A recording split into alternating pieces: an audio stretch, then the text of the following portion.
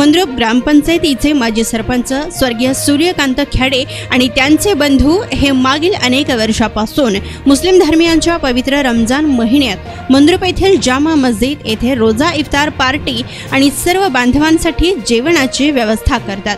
खेडे कुटुंब हा मंद्रुपमधील एक प्रस्थापित आणि धर्मनिरपेक्ष विचारधारेवर चालणारा कुटुंब आहे। रमजान महिन्यात दरवर्षी खेडे कुटुंबातील व्यक्ती जामा मस्जिद येथे उपस्थित राहून मुस्लिम बांधवांची सेवा करतात। हे एक आदर्श असा उपक्रम आणि त्यांची परंपरा ते कायम ठेवत आहेत। यावेळी कांतू खेडे आणि पंतू प्रदीप खेडे हे त्यांचा वारसा पुढे नेत असून सोमवारी सायंकाळी 6 वाजेच्या सुमारास या इफ्तार पार्टीला नगरसेवक तथा रुग्णसेवक बाबा मिस्त्री आणि यांची प्रमुख उपस्थिती होती। यावेळी मंद्रुप येथील समस्त मुस्लिम समाज मोठ्या संख्येने या कार्यक्रमात सहभागी झाले होते। नारायण घंटे, लोकप्रधान न्यूज, मंद्रुप।